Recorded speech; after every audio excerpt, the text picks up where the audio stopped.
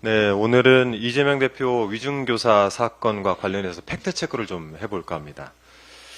윤석열 대통령은 2021년 대선 후보 시절에 대학생들과 대화를 하면서 이런 말을 한 적이 있습니다. 여러분이 만약 기소를 당해 법정에서 상당히 법률적으로 숙련된 검사를 만나서 몇 년 동안 재판을 받고 결국 대법원에서 무죄를 받았다고 하더라도 여러분의 인생은 절단납니다. 그런데 지금 윤석열 정권의 정치검찰이 이를 야당 대표에게 그대로 실천을 하고 있습니다. 객관 의무 위반, 증거 왜곡 등 야당 탄압을 위한 일그러진 검찰의 행사는 대한민국 민주주의와 법치주의의 근간을 위협하고 있습니다.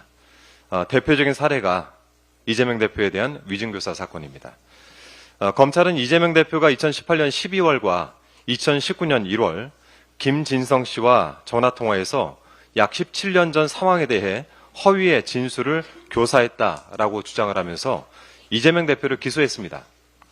즉 2002년 당시 KBS 측과 김병양 성남시장이 이재명 대표를 주범으로 몰기 위해 KBS 최철호 PD에 대해서만 고소 취소하기로 협의를 했다라는 김진성 씨의 위증을 교사했다라는 것입니다. 하지만 이를 정말 위중교사라고 할 수 있을지 지금부터 하나하나 좀 따져보겠습니다. 우선 이재명 대표는 통화 당시 위증을 교사하지 않았습니다. 즉 위증을 요구하지 않은 것입니다. 이재명 대표는 그냥 있는 대로 기억을 되살려서 안 본 건 얘기할 필요는 없다라는 취지의 발언을 12차례나 반복을 합니다. 전체 통화를 들어보면 허위 진술을 교사한 것으로 볼 수 없다는 점을 쉽게 확인할 수 있습니다. 그리고 이 사건은 법리적으로도 위증교사가 될 수 없습니다. 일단 2002년 당시 KBS 측과 김병양 성남시장이 고소 취소를 협의했다는 점은 이미 확인된 사실입니다. 고소 취소 협의 후에 약속까지 받았다는 2002년 최초로의 법정 증언이 있었고 또 고소 취소를 협의했다는 취지의 당시 KBS 관계자들 법정 증언이 이번 위증교사 사건에서도 있었습니다. 김진성 씨가 김 시장의 고소 대리인이자 비서실장격 수행 비서로서 김 시장과 내밀한 사이였기 때문에 이를 모를 리가 없습니다. 즉 허위의 진술이 아니므로 위중교사 역시 성립되지 않습니다.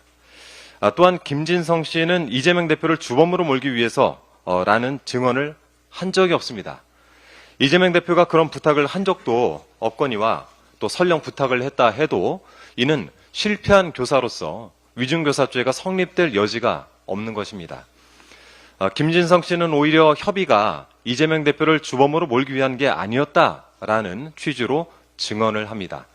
결국 김진성 씨는 이재명 대표가 원하는 것을 하나도 들어주지 않은 셈입니다. 그런데도 검찰은 중요 발언 내용을 누락하고 맥락을 왜곡해서 이재명 대표를 기소했습니다. 무조건 유죄라는 결론을 정해놓고 끼워 맞추기식으로 기소를 하다 보니까 공소장이 거짓 시나리오가 되어버린 것입니다. 최근 이재명 대표와 관련된 사건에서 검찰의 조작 정황이 하나둘씩 드러나고 있습니다.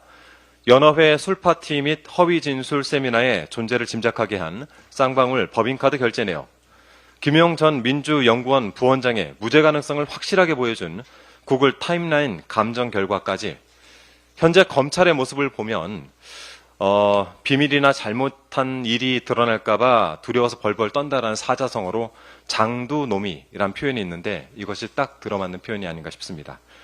우리는 여기서 단순하지만 분명한 진리를 다시금 깨닫게 됩니다.